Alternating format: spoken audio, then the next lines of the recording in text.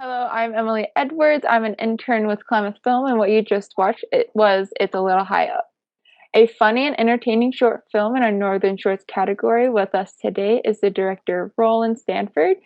Rollyn and Evelyn, nice to finally meet you. Nice to meet you. Nice to meet you.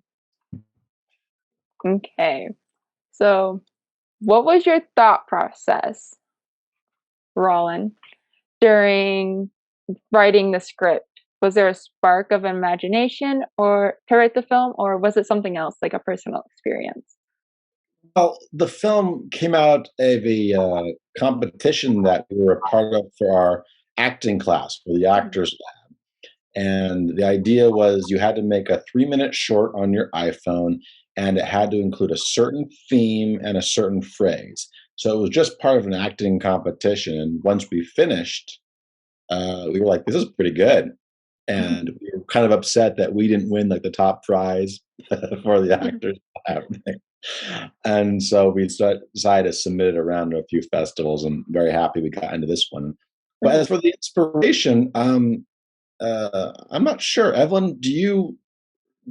Because we both really came up with it. That wasn't just me. Mm-hmm. Unless I'm rethinking this. Was it my idea? It was 100% your idea. Oh. we, I would say Rollyn had another idea that I was like, oh no, we're not doing That's right. Okay. Or no, right, because that was too dark. Like, that's too dark. We need to make something funny. Yeah, that's right. I had like a short idea of like two people like staying over a dead body, and Mm-hmm. like how'd that happen? I don't know. Why? No, so we went the funny route. So I guess it was my idea. I guess I do have a few good ideas, and So you two were kind of conspiring the film together to make this one big film. There's this one little short film. yeah, it was just a little short because it was only meant for the actors lab, really. Um, so you played an extra role in this. You were a little bit of everything, even an actor. What was it like for this film to be a little bit of everything? Oh, it was very easy. It was, I was acting with Evelyn, and Evelyn and I have been friends for 6 years. Mm-hmm. So it was very easy just to act with her. Plus, we had, I think, a 4-person crew all together, and it wasn't like we were under huge time constraints or anything. The biggest issue, honestly, or the biggest concern was where we were filming, because we were filming in a very popular penthouse, Mm-hmm. and we didn't want to ruin anything, scratch anything. That was my biggest concern. But as an actor, it was easy. It was just, Mm-hmm. I'm going to play the straight guy, and Evelyn's going to play the crazy person, the demon person. The one, let me rephrase. She'll play the one with all the good lines. Yeah. Oh, okay. How to rephrase it from calling her crazy. Yeah, not crazy, just herself. Yeah. Well, that is funny because Rollyn actually switched the parts in the original. He was supposed to play the evil one, and I was supposed to play the good one. And I read the script, and I was like, oh, no. I'm playing the evil one. Yeah, that was all your decision. Yeah. I was like, whatever. Yeah. I thought the roles really fit the two of you really well. You played them, I thought, really well. Thank you. You're welcome. Since there was only 2 actors in this whole film, what was it like just the 2 of you acting in the penthouse?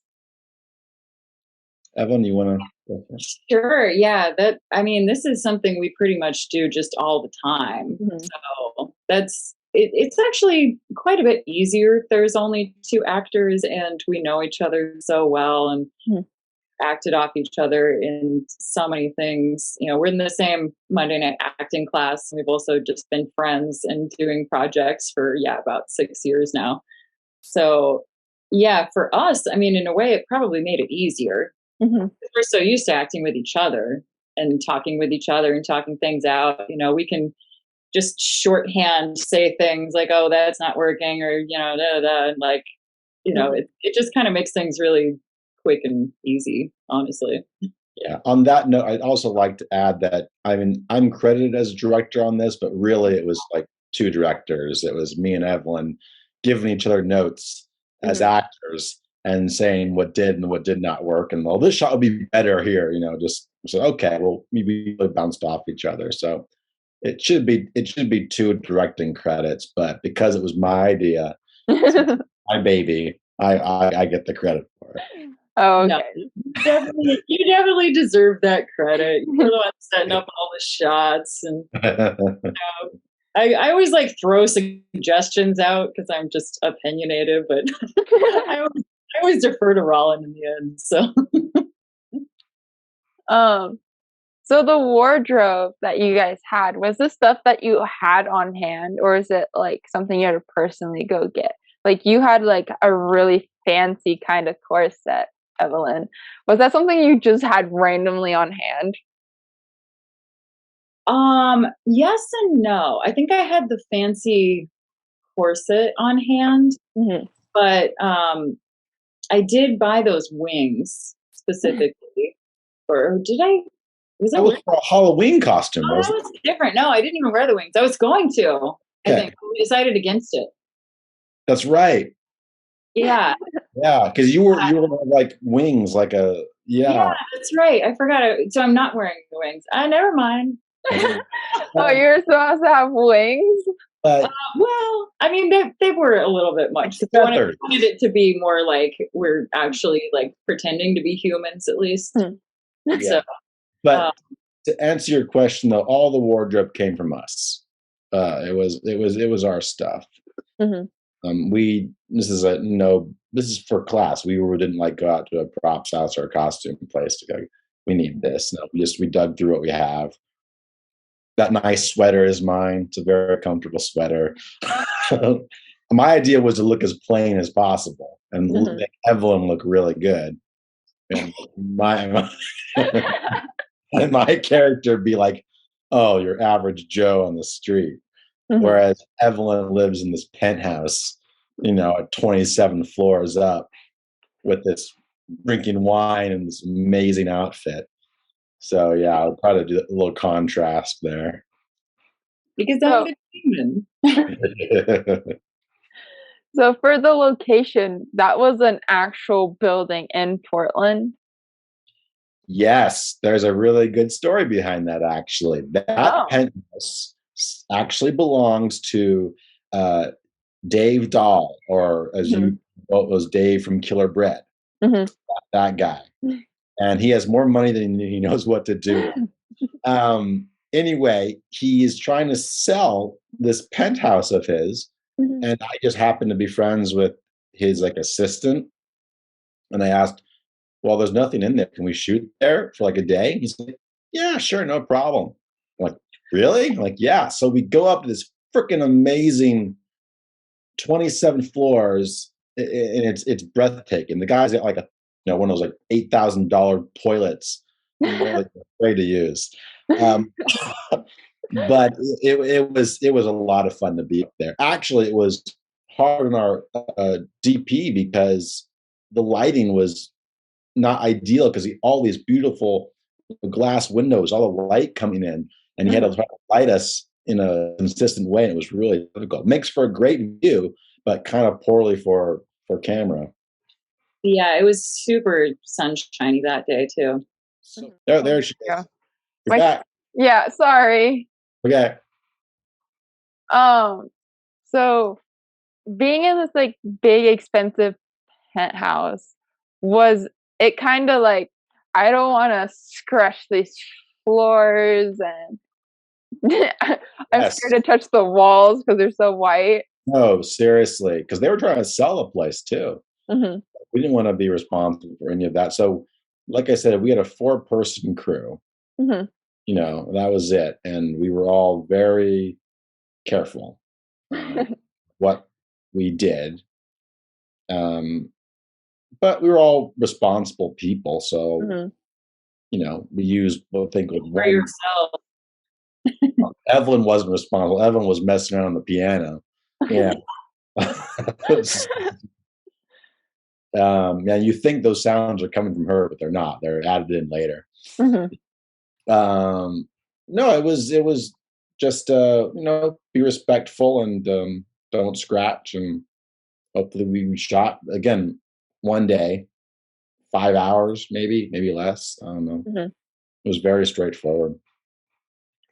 Um, so this film was kind of like what I could see from the film. What it was like for me to watch was like the angel and wasn't so much of an angel at the end, and the devil wasn't so much a devil. Like it was like they became more human than just bad and good. Mm. Was it like to represent, like, to me it felt like it represented like people both have a good and bad side to them. Well, if I recall, and Evelyn, you can correct me if I'm wrong about this, the theme of the shorts we're supposed to make was saints and sinners, Hmm. and we had to incorporate that somehow. And I don't know where I came up with the reverse, like, oh, we're going to switch egos and see what happens. I just like that idea. I've always been a fond of twist endings of short films, Hmm. especially that sort of pack a little humor and punch in there. But again, it was a 3 minute short. We didn't, It was.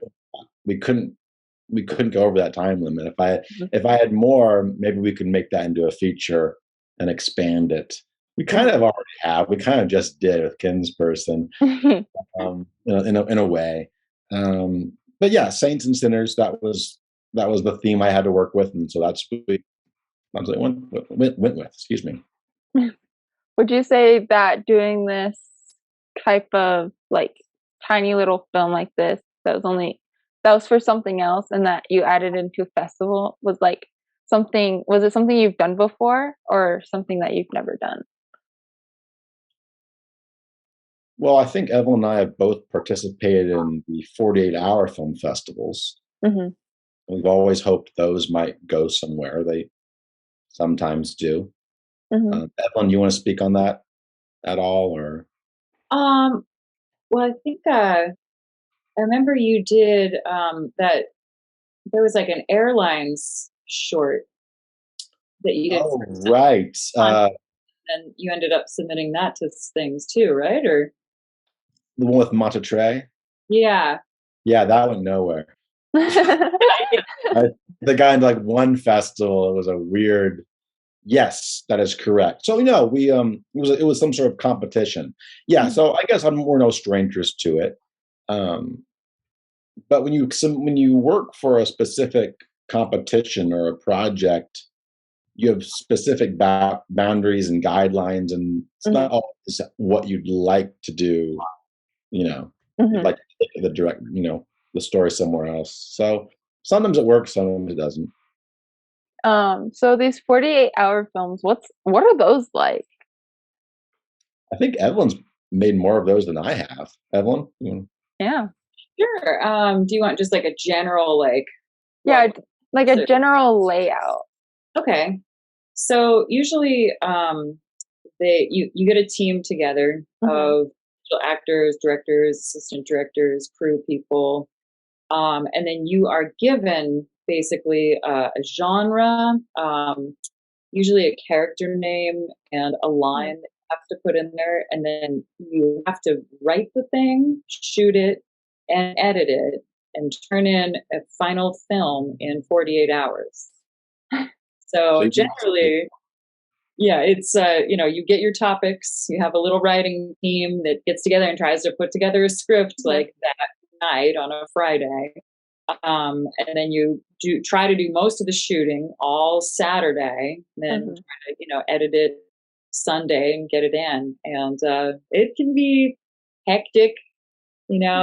It's good if you work with friends that you've worked with before, so you just kind of like have it down a little bit. But it can definitely be it can be hectic, it can be problematic. You encounter all kinds of things, but you learn a lot. You know And some things, like Rollyn said, sometimes things just kind of don't work, but it's a great way to get some really talented people together that want to, learn things and work with each other, and be forced to do a thing. It's something about like having that deadline and having it be a national competition just kind of really forces people to commit to it and to do as good as they can. So yeah, I mean, it's a good experience. I would recommend anyone who wants to get into film or has film knowledge, and is having trouble just motivating to do a thing, to definitely sign up to do these. But other than that, yeah, that's about it. They sound like a lot of fun. I would want to go see one, honestly. See what people can make in the 48 hours that they have. Yes, that is definitely fun. It's really fun to be in such a close-knit community too, where there's so many people that on different teams, and you're like, oh, they came up with this and they came up with that. That's cool. So Rollyn, you at the end of your film, the camera's all on you and you just smirk a little bit and then laugh. Yeah. Like, that's something that caught me a little bit. I was like, why is he giggling a little bit? Was there like a purpose behind it? Like, there could be something after it, or? Yes. It's exactly what that is. It's that ending, because Evelyn has the last line. Do you think we made a mistake? And I'm like, and that smile could mean a whole bunch of things, like, uh-oh, we're in trouble now, or yeah, we obviously made a mistake, and who knows what the future's going to hold, over the next 90 minutes, and we make it into a feature. Yes, I've seen a couple of films where they end sort of on that ambiguous kind of note and just sort of leave you hanging, and I've always liked that.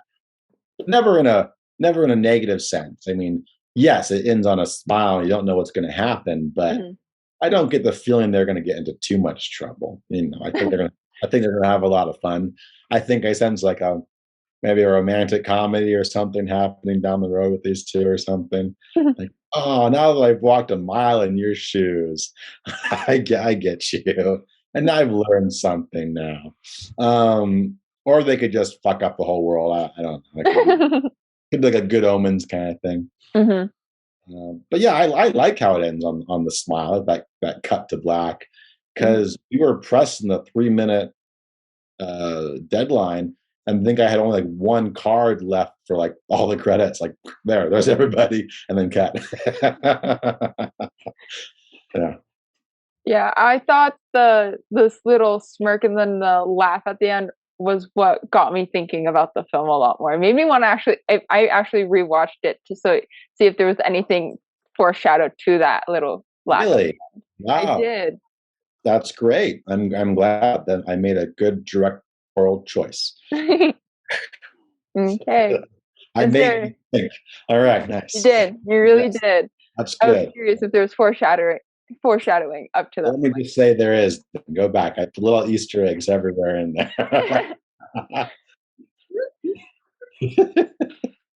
Is there anything either one of you would like to add about A Little High Up? Evelyn, you want to say anything about it? Or? No, I guess, yeah, you mentioned Good Omens. I kind of got a little bit of that vibe the whole time too. And I just really like these two characters. I think they're kind of, I've always liked kind of supernatural sort of things that have, uncharacteristic friendships between like classically good and classically evil people, and how that can actually sort of work. So I would love to do a feature film with these characters and just explore that more. I think it'd be super fun. All I'm going to say is I think we should have won the top prize at the Actors Lab. I think we did win the audience award for that. That's true. We won the audience award, which is people liked us. The Yeah. judges, the Still judges like didn't know what they were talking about, but the people like all these judges out of LA. I don't know what they were thinking, but like ours was clear the best. Mhm. I hope all our Actor Lab friends see this message, and they'll know how I really feel. Have a little grudge against them, a little bit. Yeah, they're like, so we saw your message at KIFF. No, just that it was a fun short to do, and I'm sure we'll make another one this year as part of the Actors Lab competition. Mm-hmm. Yeah. Okay, thank you so much, Evelyn and Rollyn, for being a part of the Klamath Independent Film Festival. It's a Little High Up will stream Sunday, September 18th at 5:36 p.m. in our Northern Shorts category. Thank you. Hey, thank you so much. And we'll be there. Bye. Thanks. we'll be there. I would love to meet you guys. We'll definitely be there.